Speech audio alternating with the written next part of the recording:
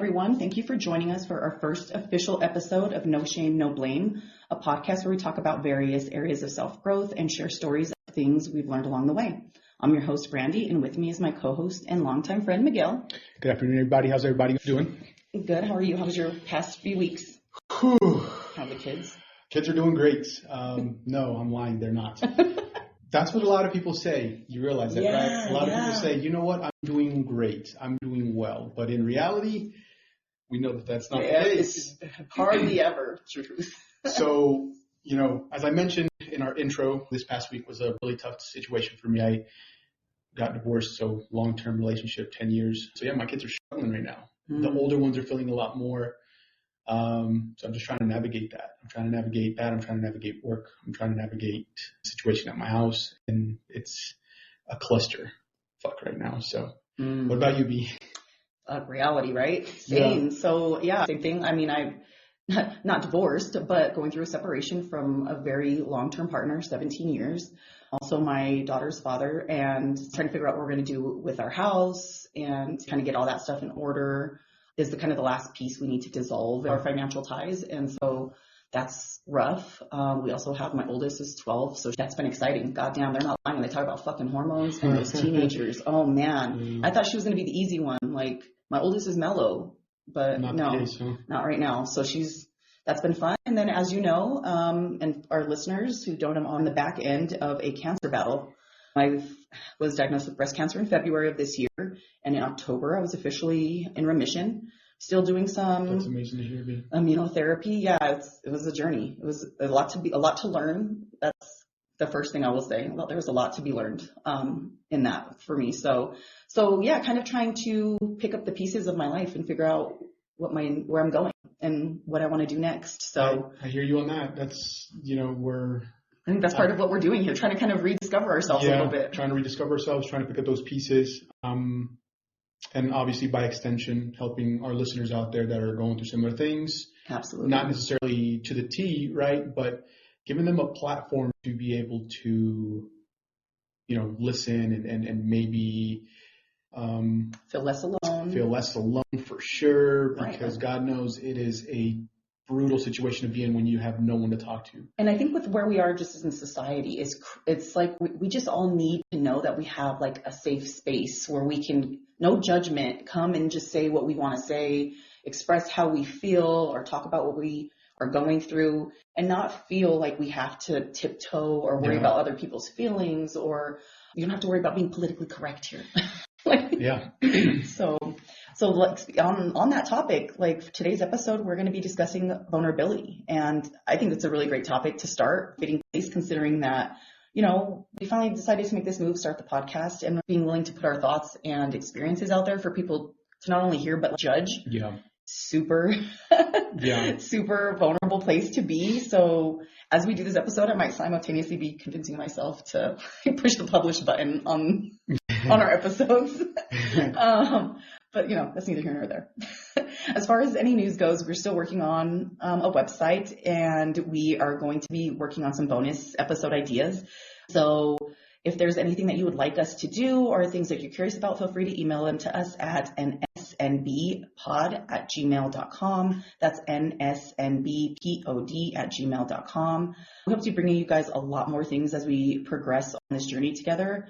For now, let's just get vulnerable. Yeah, totally. So a lot of people ask, what is vulnerability, right? It could be different things for everybody, but it's basically opening yourself up to the possibility that you're going to be attacked. I recently took a cybersecurity course to just kind of get my mind off of everything. And vulnerabilities in that sense are not a good thing. We're looking to change that dynamic here. We're going to be focusing on the emotional aspect of things, though. So why do people struggle with it, though? Why do you think? Well, I mean, what I've realized is there's multiple reasons, right? I mean, if we're really going to talk about it, there's various types of trauma that people are going to experience, right? You could have grown up in an environment that didn't allow for vulnerability. It could be looked at as dangerous for you realistically. I mean, it sounds crazy to people that grow up in healthy environments, but when you grow up in a place with people who are toxic and unhealthy, vulnerability is seen as weakness. Yeah. And so You might have learned from a young age that expressing your emotions was not healthy because you were going to get in trouble, right? Crying over spilled milk literally would have got you in trouble as a child. Or you could have also grown up in a culture where there's cultural expectations. There are some cultures who say like men, are supposed to be tough and strong.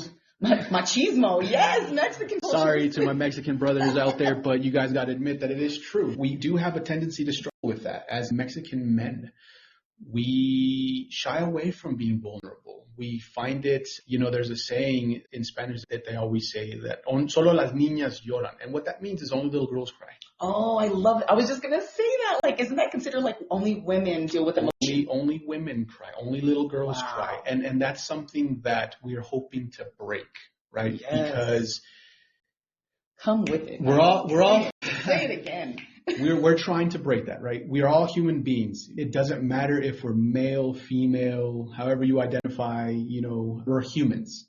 Yep. Right? We're human beings at the end of it all. We all have emotions, and vulnerability is an emotion that I feel like we need to also embrace and accept and talk about. I can't give you a lot of statistics now, but as we're talking about this, there are statistics out there for especially men who there's a higher suicidal rate because we don't communicate about things. Right. And the reason why is because we're raised to not want to be vulnerable.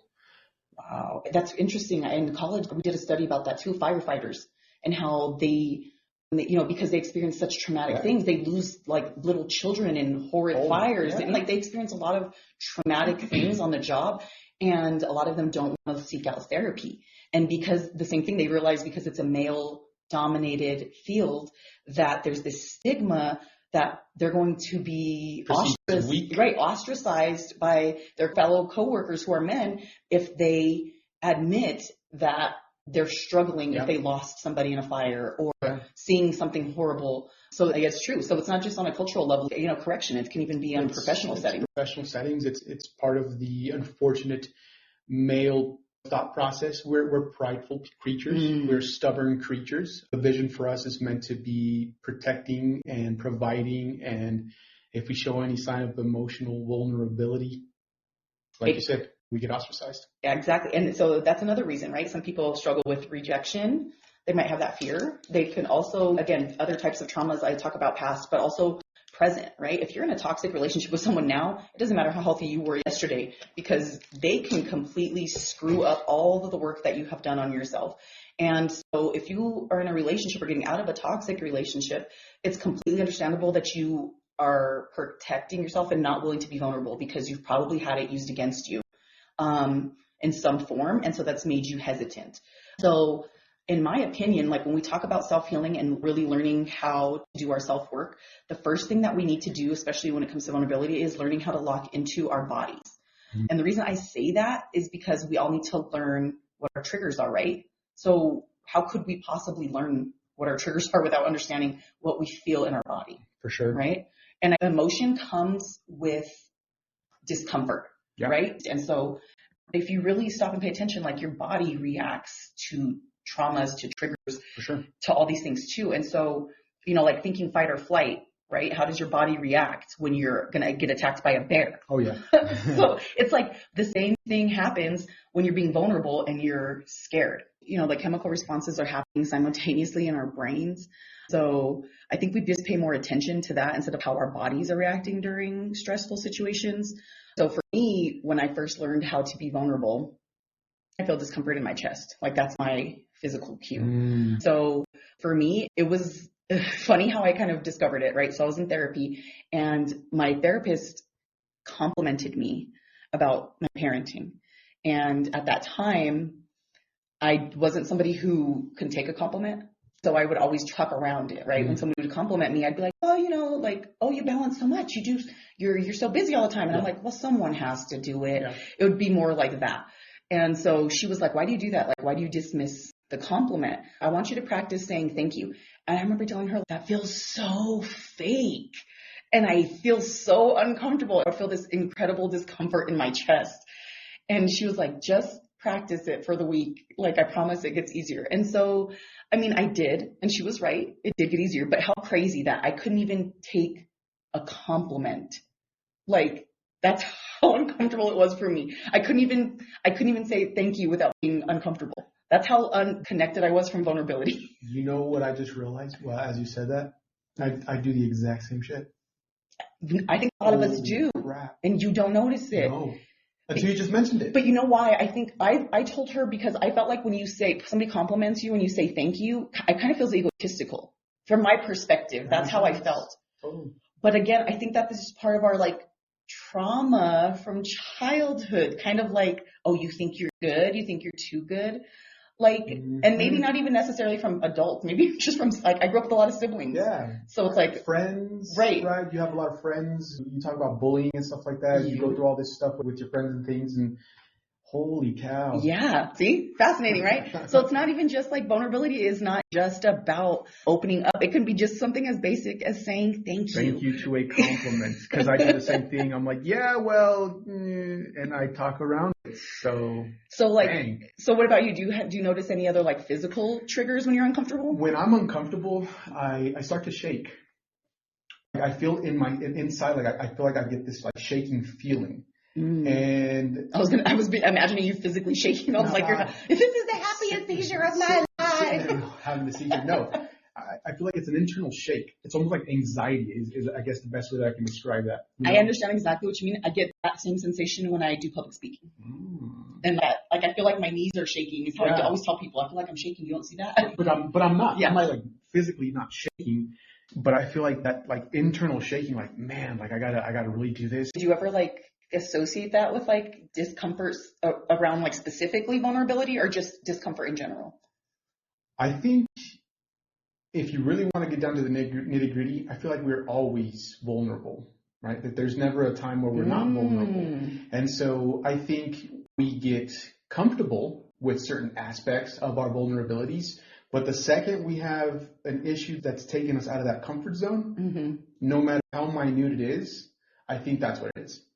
You know, that's a good point. Because for me,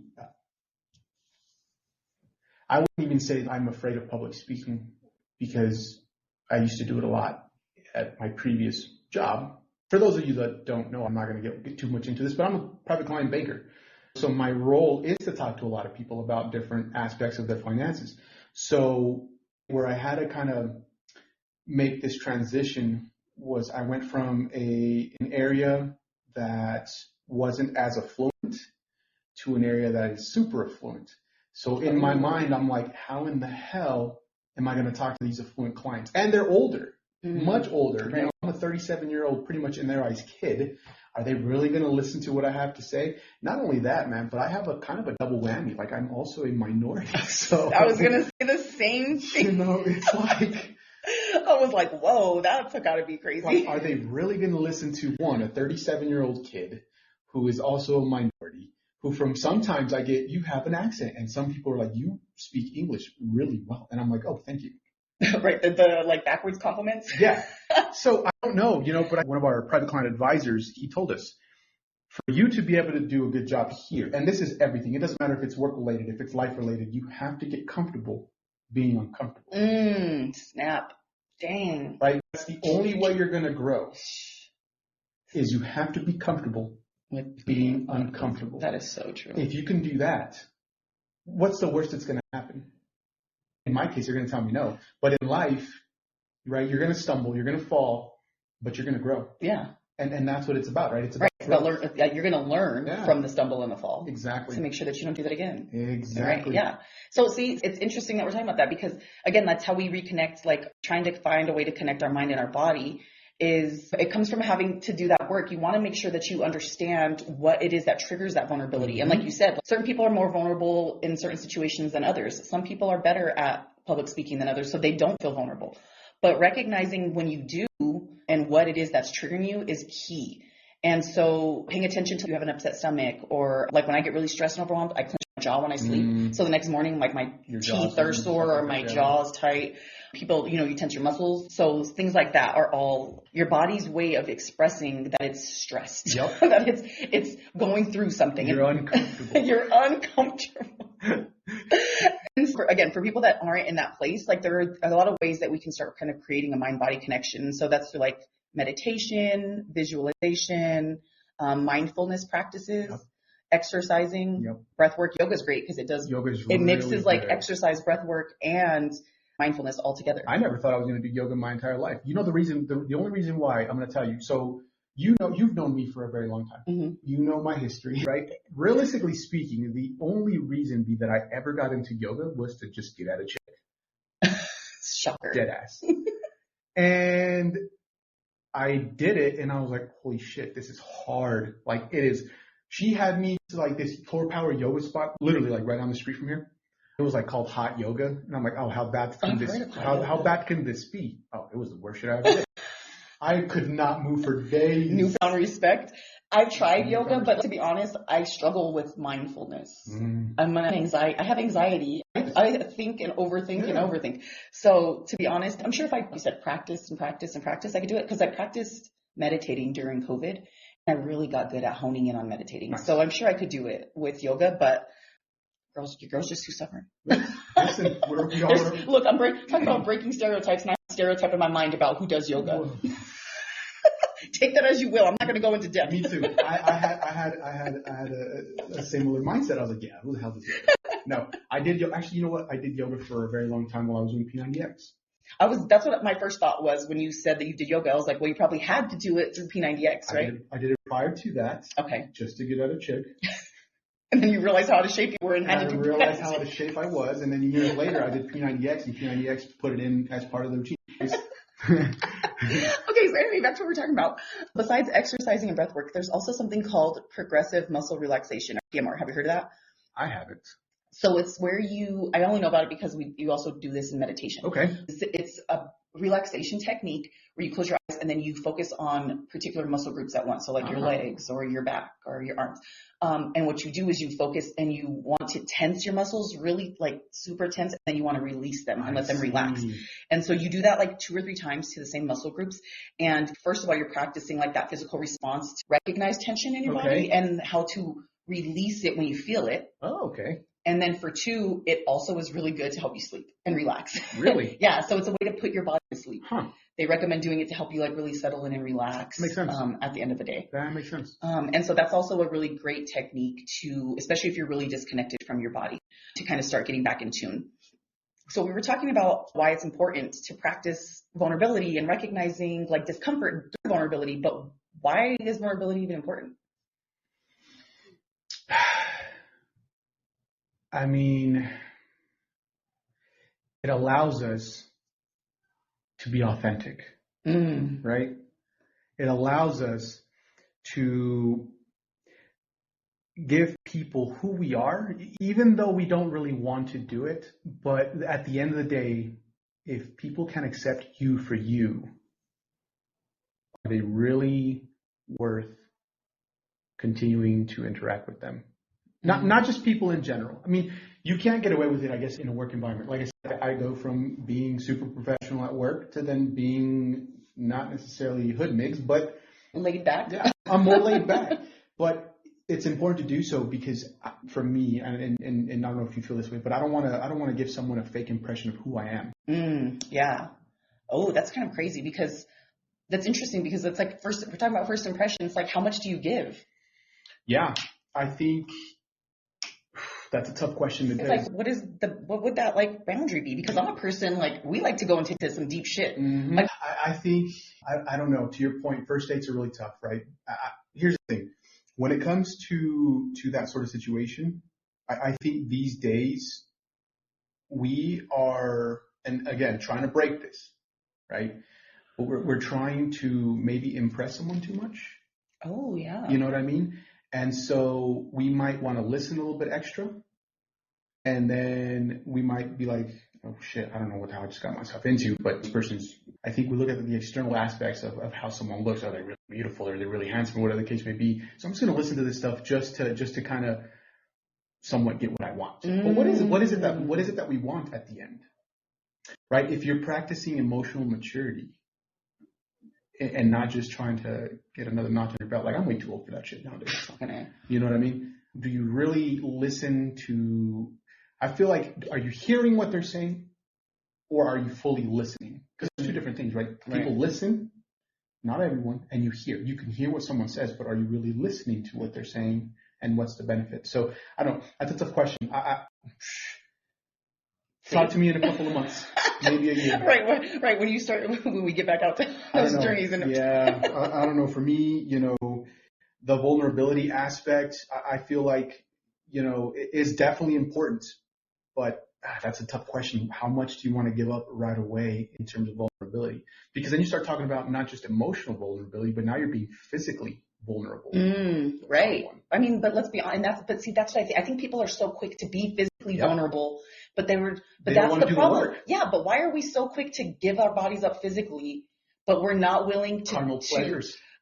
But let's be real. Like, you're opening yourself up to so much more. Oh, definitely. As a woman, especially, I feel like as a woman, like, we feel very insecure about our bodies, right? Like, I know there's a ton of men who probably dated women and like the first sexual encounter, like, lights off, please type of vibe, or she kept her top on, or you know what I mean? Because there's so much insecurity around our bodies. So it's, for a woman's perspective, it's fascinating that we still are willing to put ourselves in that vulnerable spot with the man physically versus being emotionally vulnerable.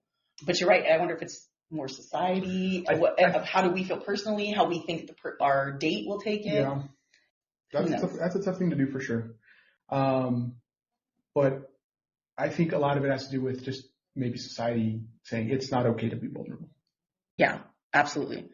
I think that's the only thing, because that's what we see. Everybody wants to be fake. Everybody wants to, because we wear masks. I was just going to say that. Different sorts of masks. I was going to say that. That's why we all say okay, like you just mentioned earlier in the episode, right? How are you doing? Because I'm okay. Everything has always got to be A-okay, because you can't drop your bullshit on people. No one cares. No one cares. We all going through shit. Yep. No. Cry me a river, build a bridge, and get over that shit. Stop that, because that's why we have such fucking mental health issues. Like our kids and now us as adults. Yeah. Like, we crave connection. Yeah, we do. We need that. And building a safe space, not only for you to be able to say stuff, but building a safe space for someone else in your life to be able to have a safe space to come and vent, helps bring that connection together. And even if it is just one person that you have that with, it's crucial, because again, as humans, that's necessary. Absolutely necessary. And so I think it's a scary position to be in. It really is, to say the least. But it's one that I think is necessary. Like we talked about, that uncomfortability. Mm-hmm. It really helps you create empathy for somebody that you love. Yeah. Right. And I think empathy is a huge, huge piece. Empathy is love. Definitely. Like, at the core of it, that's all it is love. You love someone so much that you understand their pain. You can put yourself in their shoes. And again, like we talked about, the selfishness, like you take you out of it and you put them and you think about them and what's best for them. Yeah. So for vulnerability to allow that space of empathy to be created amongst a cohort of people, two people, whoever decides to be open, it's a big deal. Mm-hmm. It's a big deal. It changes a lot, I think, and it creates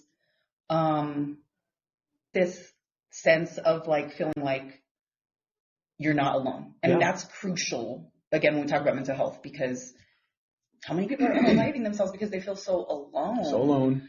And so having the ability to understand your own emotions and then being able to manage your emotions to help relieve stress or overcome challenges, diffuse conflicts, like all of those things are crucial. And I think once we have the ability to like really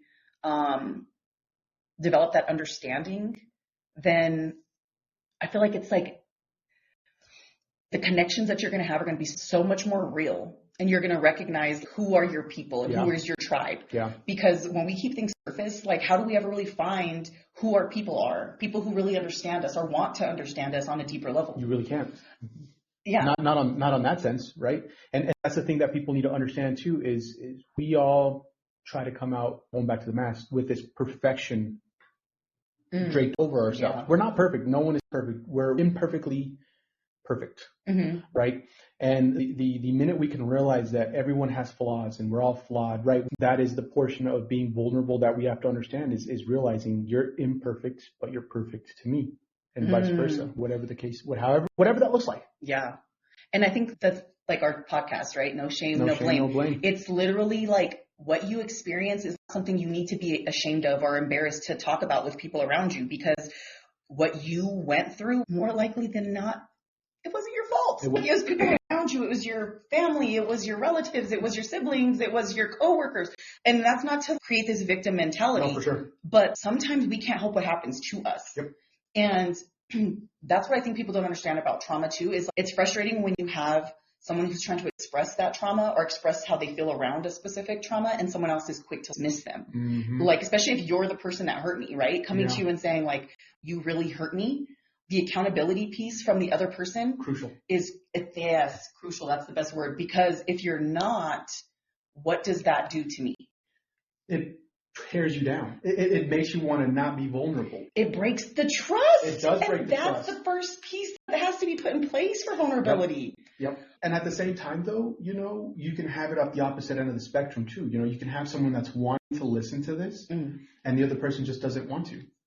And that makes it really tough. But again, in the experience that I've had over these past 10 years, it's not necessarily that it's her fault. See, but that's where I wonder, like, the emotional intelligence. Okay. Emotional intelligence is being able to identify your own emotions and emotions of others, but your own emotions are critical. Sure. And if you don't have emotional intelligence, literally people don't have words to describe how they feel. Does that sound crazy? Like there's a whole dictionary full of words, but if someone is not emotionally intelligent or working on that, right, or working on emotional intelligence, they will never be able to, like you said, you could be willing to listen all day, but they will never have the words to say what they want to truly say, to express what they're feeling to you. And again, is there enough trust to express it? Yeah. That's the piece, right? And maybe that's really, truly what it is it comes down to that trust factor. Because let's be honest, you're not going to be on it like what we talked about when you first meet somebody.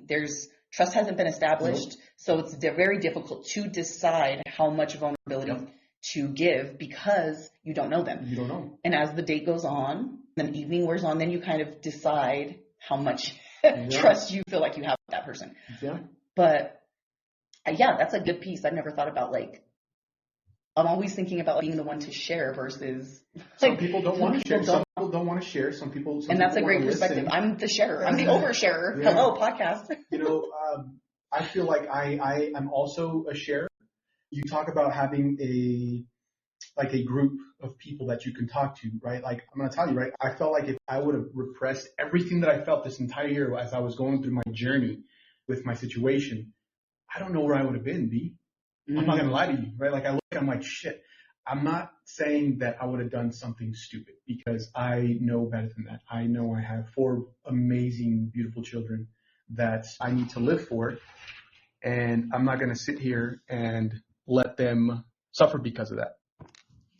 If I didn't have a group of people that I was talking to, and sometimes you also have to be careful who you talk to because not everyone has your best interest in mind. Yeah. A lot of people who are potentially going through similar situations are probably going to want to see you in the same boat, right? So if you're going through some shit and you're getting separated, you're getting divorced, oh yeah, you should leave that fool, he's not worth it. Or yeah, you should leave that bitch, sorry. Or grown ups, you could say that. Whatever, right? But for those of you that are a little bit mindful of that, so that's the thing, right? Be mindful with who you share your information with because not everyone's going to have your best interest. And that's a key piece of vulnerability. So if I wouldn't have shared some of these things with certain people, not that I wasn't depressed. I think I suffered from depression for like a good portion of this year. A lot better spot now, even though I'm still heartbroken, but how bad could it have gotten? You know what I mean? Yeah. And it's because I shared, right? Like, and this goes back to accountability.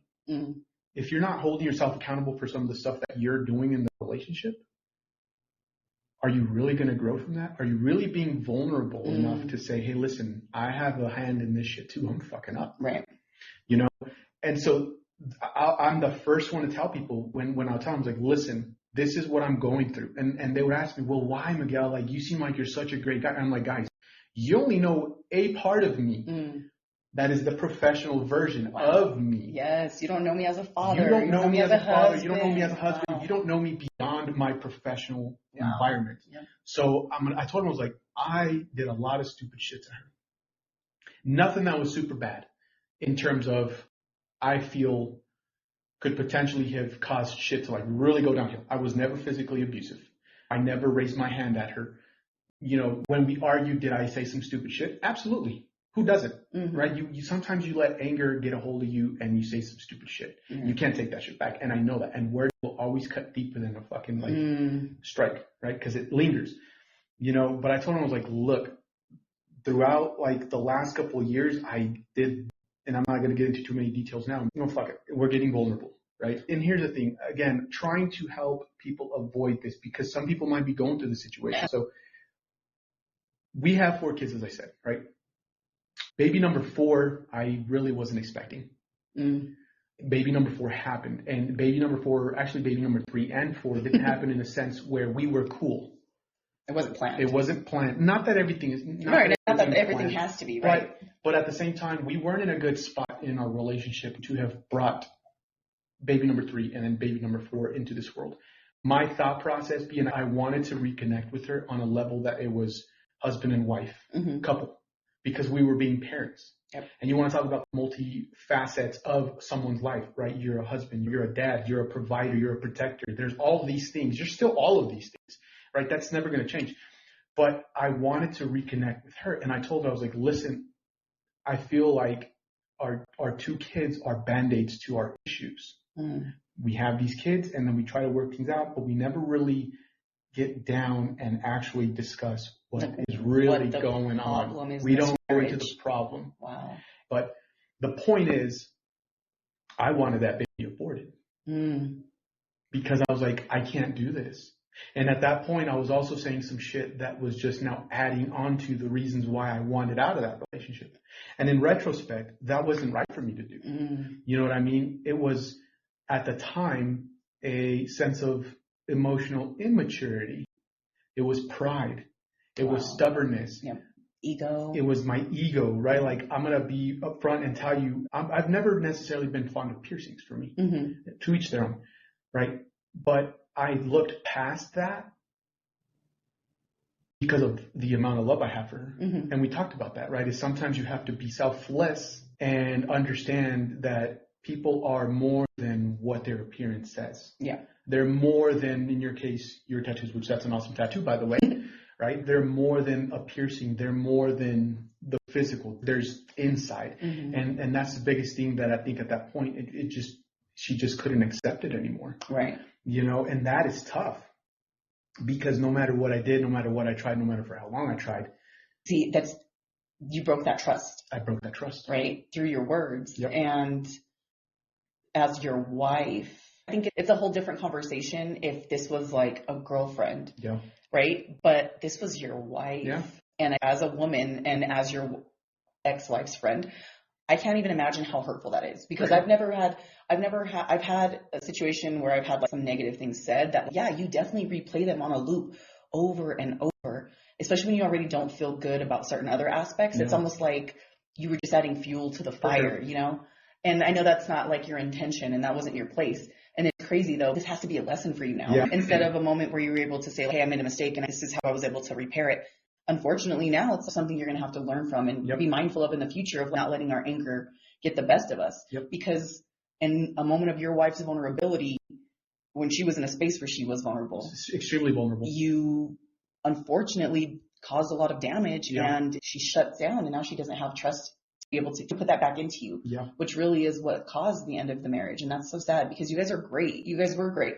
And speaking of great, she was one of the first people that I was around, and we've talked about this before, how she always says how she feels. She's like, wears her emotions on her sleeve. Not always. I will. Okay, you're right. He's her. He was married to her. He knows better than I.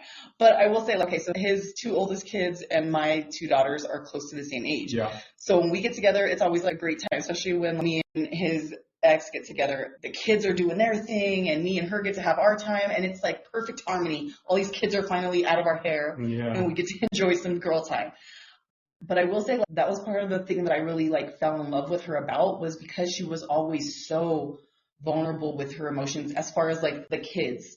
She would always be like, oh my God, my heart is so happy seeing our kids together. Like, oh, I love how close our girls are.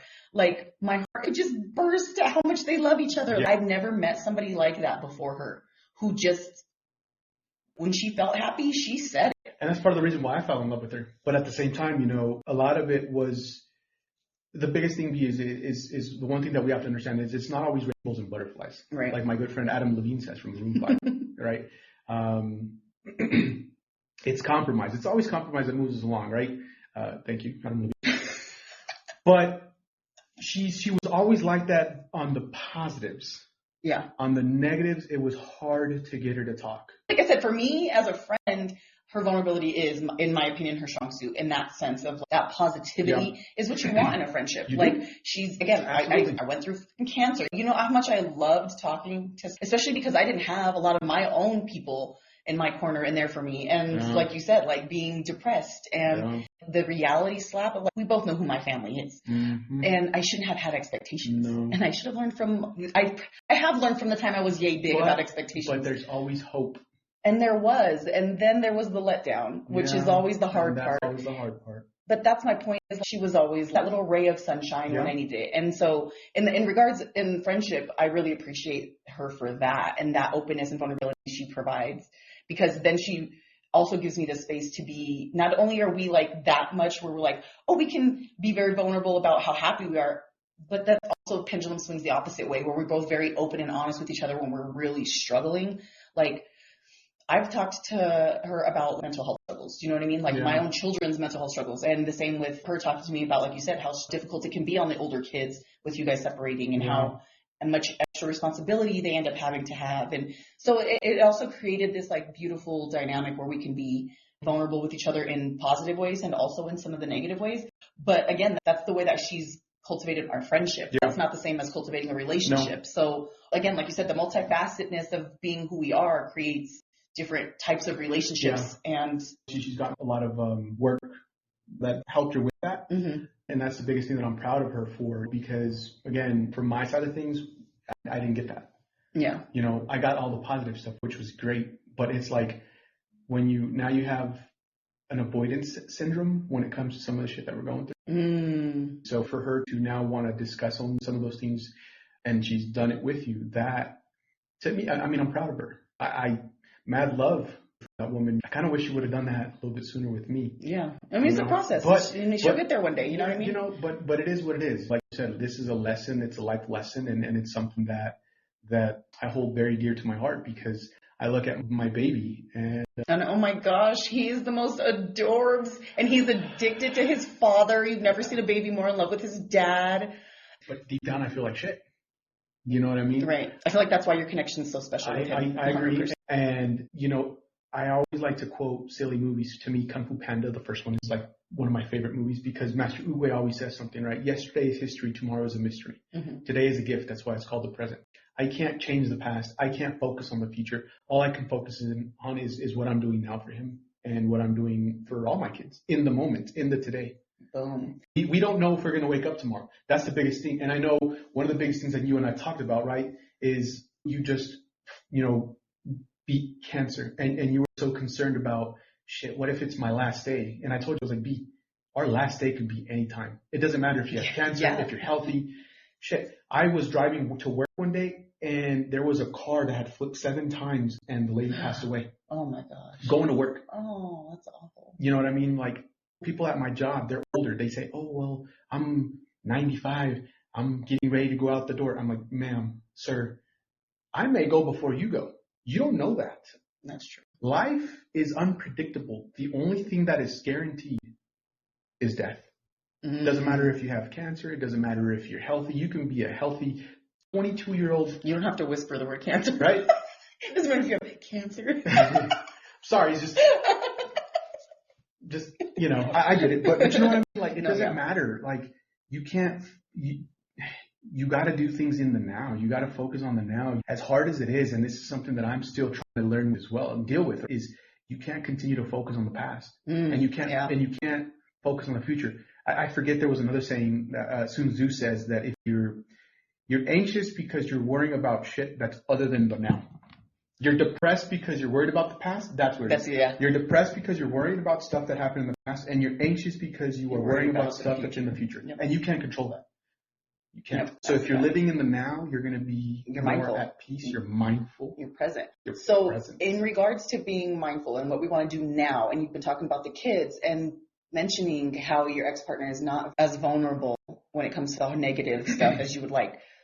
What does that look like going forward for the kids then? What example, how do we set that example for our kids going forward on vulnerability? What are you doing to, you can't control what your co-parent is going to do, but what are you going to do, or how do you have you given thought to how you want to help your kids start to break the cycle? To connect with that vulnerability. I talked to them about that Monday. I had the flu last week, Friday, like into freaking Monday, which sucked. And so I stayed home on Monday, and I knew Tuesday was going to be a rough day. So I sat down and I actually played them a bunch of Bible stories. Mm-hmm. And the biggest thing that they kept coming back to, and one of the things that everyone's afraid of, confrontation.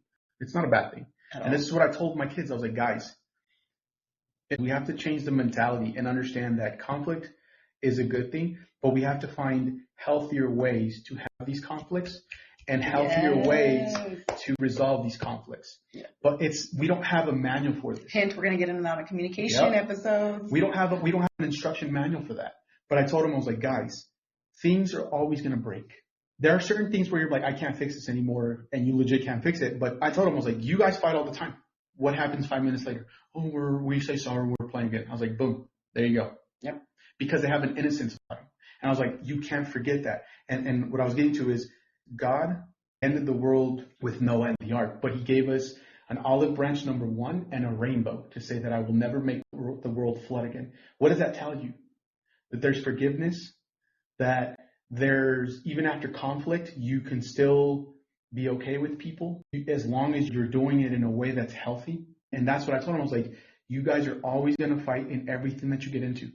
But it's important that you guys understand that you have to apologize. You have to take accountability for what you did and apologize and say, this is what I'm going to do to not allow this to happen again.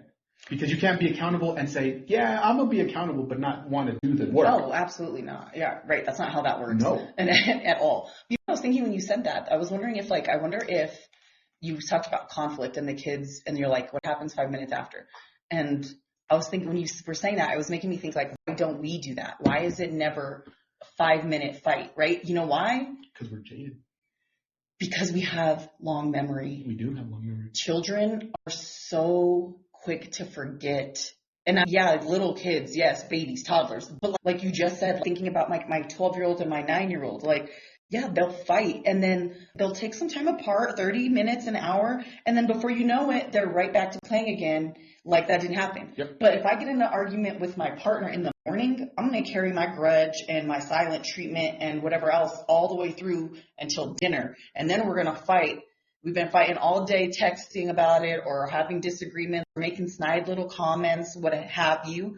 And then dinner time comes around and now we're going to fight. Yeah. And now we're going to have to really hash out what happened early this morning. I don't care that you already were accountable. I don't care that you already said thank you. I'm still holding on to this anger. Resentment. And I'm still holding on to this. So we're going to still talk about it and I'm going to still throw it in your face and we're going to talk it over till this is dead. We're beating it down with the stick. Beating a dead horse. Literally. That's what we do as adults. Mm-hmm. We just don't have a short memory. And I wonder if it's because we choose to, or if there's something else that's to that. I'm going to say something that might be controversial here. I think it's a choice. I agree. And I will say, I do realize, though, I have more patience for the new partner versus what I would have had for my old partner. Now, if that's to do with the fact that I was with my old partner for years and, you just kind of build up this annoyance level in a certain capacity, maybe. But I will say, I feel like I've noticed that I'm more quick to check myself and my reactions to things. I will say that. Maybe that's because I'm a little bit more in a healthier place too than I was when I started dating. I would have to agree with that. Clearly, I was a child. I was 16. You have a lot more knowledge about situations in terms of emotional traumas and emotional maturity than you had before. And I think that's what it is. Truthfully, I think because I have that understanding, I'm always giving someone the benefit of the doubt because I'm also thinking about their perspective and their experience. That doesn't necessarily mean or give people the excuse to treat you however the fuck they want. Not. But there are things under the surface that other people deal with that we have to recognize. And especially if we are somebody in a healthier space, that's our job to recognize when someone else is not. And they're not an emotionally available person for whatever reason. They're not emotionally intelligent. They're not emotionally aware, what have you. So I think it's more, it's a choice. I would 100% say it's a choice. Trick question, by the way. Well, I know I'm glad I it's a choice. passed. You passed because you're right. It definitely is a choice, you know? Yeah. So, I mean, it's interesting getting back into our vulnerability. For me, like the girls, I feel like I practice vulnerability with them more than I talk about it. Because let's be honest, our kids are always going to do more of what we do. Absolutely. Right. And so for me, the challenging part was when they were small, like crying in front of them. Right. Oof. Being a human. She wouldn't do that. See, exactly. And I understand why, because as a mom, I did it. It took when I was in that therapy with that particular therapist who talked to me about the thank you. That was something we talked about, was like, you're a human. Bingo. And your children need to know that you're a human. Yep. And I had this superhero complex as a mother. I think a lot of us women do. We want to be these superhero moms for our children. I want to make them these cute little ghost sandwiches on Halloween. I want to be that extra mom, that PTA mom, but I'm not, right? I know that about myself. I'm not that mom. Yeah. I can be on some days, but I can't be that all the time. That's just not who I am. And as much as I would love to give that experience to my children, that's just not who I'll ever be. It's unrealistic. Exactly. And so to give them this false narrative of who I am is, like I said, putting on this cape and saying, I can handle, and don't be wrong, as a mother and as a woman, you've seen me carry a lot of fucking weight. Yeah. Like I can handle a lot. And women are very strong, but I don't want my daughters to feel like they have to be strong. No. I'm strong because I had to be. And my daughters, I want them to be soft. Yeah. I want them to be able to be soft. But I have to show them what that softness looks like. And that's where I struggle with my vulnerability. I know that that's where I need to work with them. And I know that's what I want to do and how I want to set the example. I'd be lying if I said I was good at it right now. But that's the goal, is I want them to see my more human moments. And I think obviously my cancer journey definitely helped them see that. Yeah. Especially my youngest, she was rubbing my head every day. She still calls me her Kiwi even though my hair is coming back. But, you know, she's like, yeah, she was my little caregiver, my little Kiwi. Aww. She would rub my head. Such a sweetheart, by the way. I mean, both your girls are. I know, they are. That's the biggest things that I told you. And not to cut you off or anything like that, but this is just the one piece that I told you about it. Like, you guys have such a beautiful family. Oh, thank you. You guys do. I looked at you guys and I'm like, man, I'm doing it. You know, but obviously there was a lot of stuff on the deeper end of this, and I didn't know about that. But anyways. No, it's wild. You guys have a beautiful family though. I think that's the hardest part for me is you're not the first person in our lives to tell us that we were like this almost pedestal couple family, that people were like, damn, look at them. They're really doing it. Like we had people in his family tell us that when we separated. I had people in my family mention stuff like that. And it made it more challenging, to say the least. But you're right. There's so many other factors at play that people don't know in relationships. And it's so sad to say, because it's like people have this like false idea. And that's not to say that I don't have great kids. And that's not to say that their dad isn't wonderful. But it just wasn't working for me the way that I wanted it to work for me. The dynamic was not what I wanted. And really, when I took an honest step back and was really honest with myself, that's fully not what I think I would want for my kids. And that's part of why I had to step away, is I was like, what example is this showing, right? My daughters. And so again, and being vulnerable, like I had to be honest with my daughters, that piece, and telling them that I was making the choice was difficult, you know, because I was like, crap, they're going to think it's my fault. I don't want them to blame me when they get older. I don't know what other people are going to be telling them about my reasons. You know, are they going to believe them over me? What have you? But that piece of like being vulnerable and being completely honest with my kids about why their family was being separated the way that it is, I think also helps give them so much clarity. Yeah. Because even though I've been living in the same household with their father for the past year while I fought cancer, they by no means had any thought that we were going to work back out and get back together or any of those things. Like my kids are very much understand that we were separated and that's not going to happen. And I think that's, again, because of that honesty piece that I give them as much as you can, right? Like there's a kid world and there's an adult world. Yeah. You can't share everything with them. Yeah. You know, because all in due time. Exactly. Sure. But like I said, I do think it's important that my kids understand and know, like I said, that I'm a human and that I have emotions. And even when they hurt my feelings, I'm like, dude, when you said that bothered me. That hurt my feelings. That was mean. So, you know, I try to practice vulnerability in that sense for them. That's good. I'm trying to do that a lot more. Biggest thing I told my kids, doesn't matter what's going on, guys. I love you guys. I want you. They see me cry. They've seen me cry. Good, awesome. And especially because, like you said, coming from a Mexican. Bro, I'm a Mexican man. And you have 3 sons. I have 3 sons. But you know what, though? That's the thing, right? I told him, if you are feeling horrible, talk to me. We'll freaking cry it out. Because if you bottle that shit up, it's going to eat you alive. And then you're going to not break this cycle. And that's not what we're trying to do here. We're trying to break this damn cycle so that we can come to a better spot emotionally, mentally. But it's something that I'm working on. And it's going to take time. Like you said, we're not going to be perfect at this. Yeah. We don't have a manual for this. We unfortunately come from. We didn't have healthy examples for one. Unfortunately, we didn't. And who does? I don't know. But if you did, you're fucking lucky. Yeah. You probably still don't have shit figured out. But you're 2 steps ahead of us. Oh, sure. But that's the biggest thing is we don't have an instruction manual for any of this. We're trying to figure this out as we go.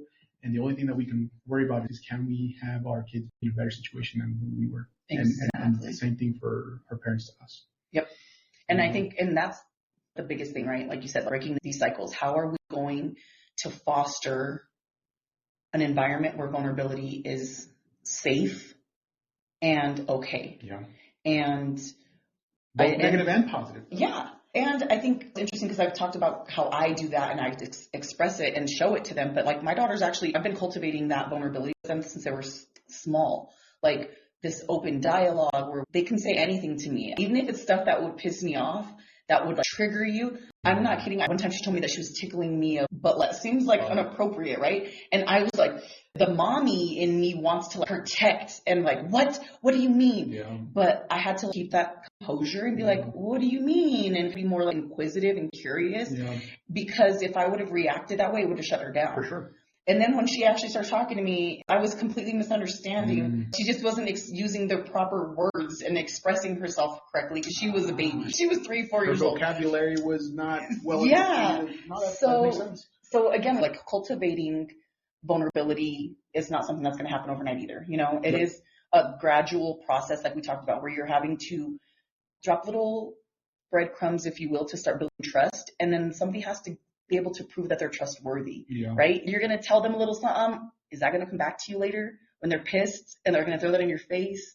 So, you know what I mean? You have to have all these little moments that like confirm that they're a safe person to be vulnerable with. It seems like a long process, but when you find somebody that I think you're really comfortable with, I don't think it takes much, you know? So we've talked a lot about vulnerability. Oh, let's practice it with each other here. Like, I appreciate you. I appreciate you. I appreciate you. I appreciate you doing the podcast with me. I appreciate you and I have.